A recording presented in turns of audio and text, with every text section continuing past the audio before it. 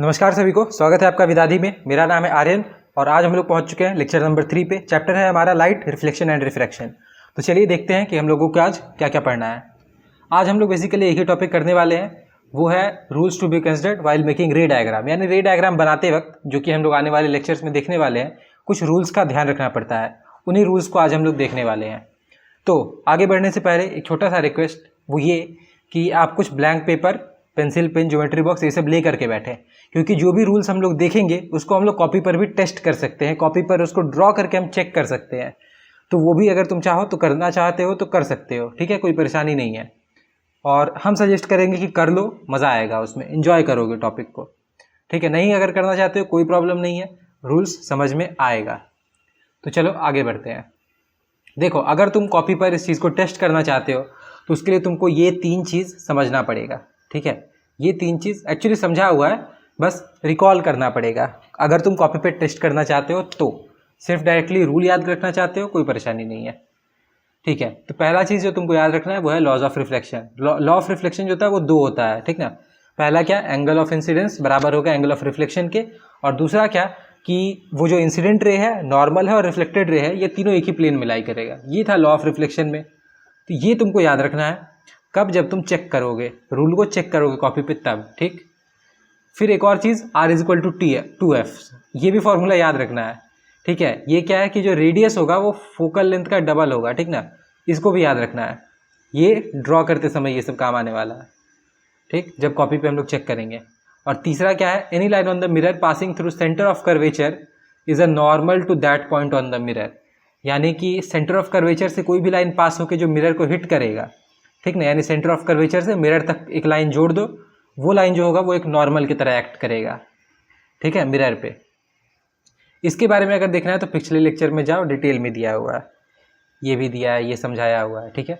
तो चलो, पहला रूल जो हम लोग देखने वाले हैं वो है ये, अगर रे पैरेलल है प्रिंसिपल एक्सिस के तो उसका रिफ्लेक्शन के बाद क्या होगा, ठीक।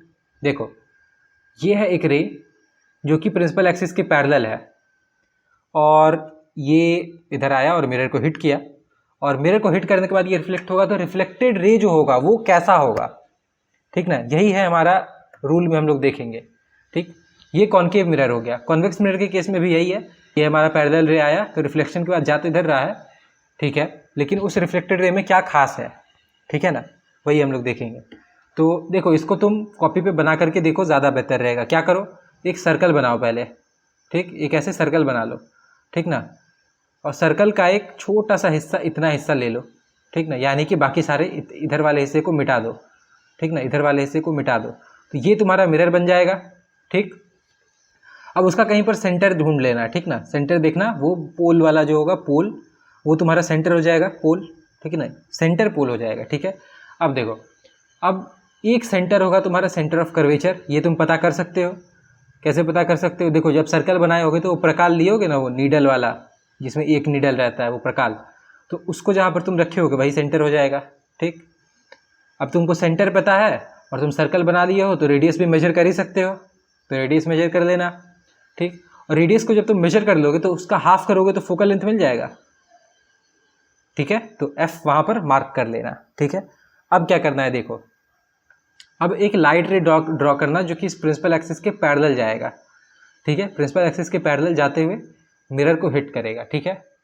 और फिर क्या करना कि इस रूल को यूज़ करना, ठीक ना, यानी कि सेंटर ऑफ कर्वेचर से उस पॉइंट पे जहाँ पर इंसिडेंट रे हिट कर रहा है वहाँ तक एक लाइन ड्रॉ करना। ये तुम्हारा नॉर्मल हो जाएगा, ठीक है। अब हम लोग देखे थे लॉ ऑफ रिफ्लेक्शन में कि एंगल ऑफ इंसिडेंस बराबर होता है एंगल ऑफ रिफ्लेक्शन के। तो ये हमारा हो गया एंगल ऑफ इंसिडेंस, ठीक है। इंसिडेंट रे और नॉर्मल के बीच का एंगल एंगल ऑफ इंसिडेंस होता है।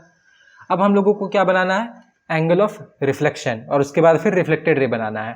तो उसके लिए क्या करोगे तुम कि मैथ्स में पढ़े होगे कि कोई खास एंगल है तो उसी के बराबर कोई एंगल कैसे बनाते हैं। यानी कि मान लो तुमको कोई एंगल दे दिया गया, ये एंगल, तो इसी के बराबर एक दूसरा एंगल ज्योमेट्री का यूज़ करते हुए कैसे बनता है, ये सब मैथ्स में पढ़े होगे। नहीं पढ़े हो तो भाई ये ज़रूरी है, इसको पढ़ लो तभी ये समझ में आएगा, ठीक है। तो वो एंगल तुम, ये वाला एंगल जो है इसको नाप लेना, ठीक ना, और उतना ही एंगल इस साइड बना लेना, ठीक है। तो ये हो जाएगा तुम्हारा एंगल ऑफ रिफ्लेक्शन, और फिर तुमको रिफ्लेक्टेड रे मिल जाएगा। और फिर तुम इसको चेक करना, ठीक ना, कि क्या ये फोकस से पास हो रहा है, और जब तुम चेक करोगे तो पता चलेगा कि हाँ ये फोकस से पास हो रहा है।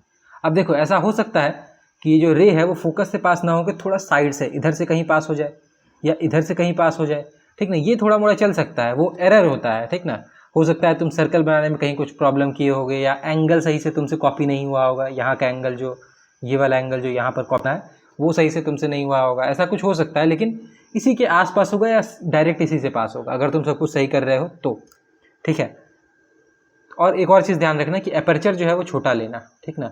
अच्छा, अपर्चर छोटा क्यों लेना है, अपर्चर क्या होता है, ये सब देखना है तो हमारे पिछले लेक्चर पे जाओ, वहाँ डिटेल में है ये, ठीक ना। तो अपर्चर थोड़ा छोटा लेना है, ठीक है। तो जब तुम ऐसा करके देखोगे तो तुमको पता चलेगा कि ये जो पैरेलल रे है ना वो फोकस से पास हो रहा है कॉनकेव मिरर के केस में। कॉन्वेक्स मिरर के केस में ऐसा नहीं होगा।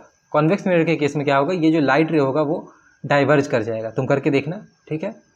इसमें तुम क्या करोगे, इसमें सेंटर ऑफ कर्वेचर पीछे होगा, ठीक ना, और फोकल लेंथ भी पीछे होगा, ठीक। तो ये रे जब इंसिडेंट होगा तो तुम जो नॉर्मल बनाओगे वो ये हो जाएगा, ये वाला लाइन, ये वाला लाइन नॉर्मल होगा, ठीक ना, ये सेंटर ऑफ कर्वेचर से इधर वाला, ठीक।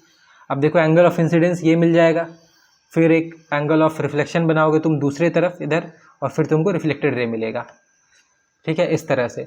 और फिर जब तुम इस लाइन को पीछे ट्रेस करोगे तो तुमको पता चलेगा कि ये फोकस से गुजर रहा है या फोकस के आसपास से गुजर रहा है, ऐसा कुछ। अगर तुम गलती किए होगे तो फोकस के आसपास से होगा, और अगर सब कुछ सही रखे हो तो फोकस से ही गुजरेगा, ठीक है। यहाँ पर भी वही ध्यान रखना है कि अपर्चर को छोटा लेना है, बड़ा क्यों नहीं लेना है ये सब देखना है तो पिछले लेक्चर में जाओ, ठीक है।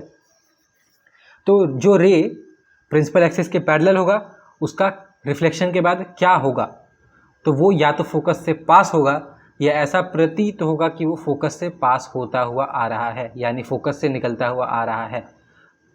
अच्छा, ये जो प्रतीत होने वाला केस है वो किस में होगा, वो कॉन्वेक्स मिरर के केस में होगा। कॉनकेव मिरर के केस में वो असल में फोकस से पास होगा, ठीक है। तो ये था हमारा पहला रूल। अगला रूल क्या है, अगला है ray passing through principal focus direct और directed towards the principal focus. ऐसे रे का क्या होगा, ठीक ना। देखो यहाँ दो चीज़ बोला जा रहा है, या तो रे पासिंग थ्रू प्रिंसिपल फोकस, यानी रे जो है वो प्रिंसिपल फोकस से पास हो, जैसे ये रे असल में प्रिंसिपल फोकस से पास हो रहा है, ठीक ना, या फिर directed towards the principal focus, यानी कि directed towards the principal focus, principal focus की तरफ उसको डायरेक्ट किया गया है, उस तरफ उसको छोड़ा गया है उस लाइट रे को, ठीक ना। ये होता है कॉन्वेक्स मिरर के केस में। कॉन्वेक्स मिरर के केस में तुम सही में फोकस से पास नहीं करवा सकते हो, क्योंकि फोकस तो मिरर के पीछे है ना, रिफ्लेक्टिंग सरफेस इधर है इस तरफ, और फोकस जो है वो मिरर के पीछे है। तो कॉन्वेक्स मिरर के केस में क्या होगा, वो directed towards the principal focus वाला रे होगा, और कॉनकेव मिरर के केस में जो रे होगा वो रियल में फोकस से पास होगा, ठीक है। तो ऐसे रे का क्या होगा, देखो ये रे जो है वो रिफ्लेक्शन के बाद प्रिंसिपल एक्सिस के पैरेलल जाएगा, ठीक है। इसके साथ भी वही है, ये रिफ्लेक्शन के बाद प्रिंसिपल एक्सिस के पैरेलल जाएगा, बिल्कुल पिछले वाले केस का उल्टा। पिछले वाले में पैरेलल था तो फोकस से रिलेटेड था वो, और इधर फोकस से रिलेटेड है तो पैरेलल होकर के जा रहा है। सेम है दोनों, मतलब बस रिवर्स कर दिया है, ठीक ना। यहाँ पर भी तुम चाहो तो चेक कर सकते हो, वही प्रोसेस करना है, सर्कल बनाना है, मिरर लेना है, सेंटर चूज़ करना है, प्रिंसिपल एक्सिस बनाना है, सेंटर ऑफ कर्वेचर लेना है, रेडियस लेना है, और फिर फोकस मिल जाएगा, फोकल लेंथ, ठीक, फोकस मिल जाएगा, और फिर रिफ्लेक्ट इंसिडेंट रे बनाना है, एंगल ऑफ इंसिडेंस मेजर करना है, एंगल ऑफ रिफ्लेक्शन ड्रॉ करना है, और फिर रिफ्लेक्टेड रे बनाना है, मिल जाएगा, ठीक। अच्छा, यहाँ पर एक मिस्टेक हो गया है, ये जो आर है ना, ये आर नहीं, यहाँ पर आई होना चाहिए था, ये एंगल ऑफ इंसिडेंस होगा, ये एंगल ऑफ रिफ्लेक्शन होगा, ठीक ना। यहाँ पर भी है, हाँ, ये एंगल ऑफ इंसिडेंस होगा, ये एंगल ऑफ रिफ्लेक्शन होगा। कोई बात नहीं यार, ये सब तो छोटा मोटा, इग्नोर करो। कॉन्सेप्ट समझ में आ रहा है ना, जो रूल है वो समझ में आ रहा है ना, उसको तुम करके देखोगे तो तुमसे बन रहा है ना, तो हाँ बस बन रहा है तो काम खत्म, और कुछ नहीं चाहिए, ये सब पे ध्यान मत दो, ठीक है। तो goes parallel to the principal axis after reflection. अगला रूल है हमारा ray passing through the centre of curvature और directed towards the centre of curvature, यानी कि यहाँ पर भी वही दो चीज़ है, या तो रे असल में सेंटर ऑफ कर्वेचर से पास हो जाए, ठीक, या फिर सेंटर ऑफ कर्वेचर की तरफ इसको डायरेक्ट किया जाए, यानी सेंटर ऑफ कर्वेचर की ओर इसको छोड़ा जाए, ठीक ना। यानी कि अगर मिरर, मान लो कि मिरर नहीं है तो ये इधर से ऐसे पास होगा सेंटर ऑफ कर्वेचर होते हुए, ठीक है। तो ऐसे रे का क्या होगा, देखो इसको अब तुम खुद सोचो ऐसे में क्या होना चाहिए, करके देखो इसको। ये इधर से ऐसे इंसिडेंट होगा, ठीक ना, और फिर तुम इस पर नॉर्मल बनाओगे तो नॉर्मल भी तो सेंटर ऑफ कर्वेचर से ही जाएगा ना, यानी कि इंसिडेंट रे जो है और नॉर्मल वो एक ही लाइन पे आ जाएगा, तो एंगल ऑफ इंसिडेंस क्या हो जाएगा, 0 डिग्री। तो एंगल ऑफ रिफ्लेक्शन क्या 0 डिग्री, यानी उसी रास्ते ये वापस हो जाएगा। ठीक है, ऐसा भी यहाँ पर भी देखो, यहाँ पर भी वही चीज़ होना है कि ये इधर ऐसे गिरा, यहाँ पर इंसिडेंट हुआ। ठीक, ये तुम नॉर्मल बनाओगे तो फिर से इंसिडेंट और नॉर्मल एक ही लाइन पर आ जाएगा। ठीक ना, तो एंगल ऑफ इंसिडेंस क्या हो गया 0, यानी कि एंगल ऑफ रिफ्लेक्शन क्या होगा वो भी 0 होगा। तो ये वापस से इसी रास्ते होकर के चला जाएगा वो, यानी कि travels back along the same path. ये था हमारा तीसरा रूल, इसको भी करके देखना। ठीक है, और देखो दोनों मिरर के लिए करके देखना। ठीक ना, ये मत करना कि किसी एक के लिए करके छोड़ दिया। ठीक है, दूसरे वाले के लिए भी करके देखना। अगला रूल है हमारा रे इंसिडेंट ऑन द पोल। पोल पे अगर इंसिडेंट होता है तो क्या होगा, यहाँ कुछ नहीं, यहाँ सिंपल लॉ ऑफ रिफ्लेक्शन लगेगा। यानी क्या कि एंगल ऑफ इंसिडेंस बराबर होगा एंगल ऑफ रिफ्लेक्शन के। यानी कि ये हमारा इंसिडेंट रे है, ये पोल पे हिट किया। ठीक, जो प्रिंसिपल एक्सिस है वो हमारा नॉर्मल हो जाएगा उस केस में। इसके बारे में भी हम लोगों ने बात किया है जब हम लोग टर्मिनोलॉजी पढ़ रहे थे, लेक्चर नंबर 2। ठीक है, तो वहाँ जाकर के तुम देख सकते हो। यानी सिंपल समझो कि सेंटर ऑफ कर्वेचर से कोई भी लाइन जो पास होता है, मिरर को हिट करता है, वो नॉर्मल होता है। तो जो प्रिंसिपल एक्सिस है वो भी सेंटर ऑफ कर्वेचर से पास हो रहा है, मिरर को हिट कर रहा है, तो ये नॉर्मल है। ठीक, तो ये एंगल हो जाएगा हमारा एंगल ऑफ इंसिडेंस।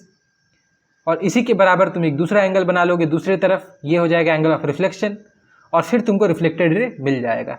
तो जब तुम देखोगे कि इसको ड्रॉ करके देखोगे तो पता चल जाएगा कि भाई हाँ, एंगल ऑफ इंसिडेंस ये है, रिफ्लेक्शन ये है, इंसिडेंस जो हो रहा है वो इधर हो रहा है, और फिर रिफ्लेक्शन कुछ ऐसा हो रहा है। ठीक है, यानी कि रे इंसिडेंट ऑन द पोल, तो क्या होगा इसमें कि एंगल ऑफ इंसिडेंस बराबर होगा एंगल ऑफ रिफ्लेक्शन की। इसमें कुछ बहुत ज़्यादा नहीं है, जो हमारा पहला लॉ ऑफ रिफ्लेक्शन था वही लग रहा है, और कुछ बहुत ज़्यादा नहीं है। इस रूल को हम लोग बहुत ज़्यादा कहीं यूज़ भी नहीं करने वाले हैं। ठीक है, क्योंकि ये तो बहुत सिंपल सा है ना, ये हम लोग पहले ही देख चुके थे। तो बेसिकली 4 रूल है। ठीक, ये 3 चाहिए था कॉपी पर चेक करने के लिए। ठीक ना, बाकी 4 रूल है।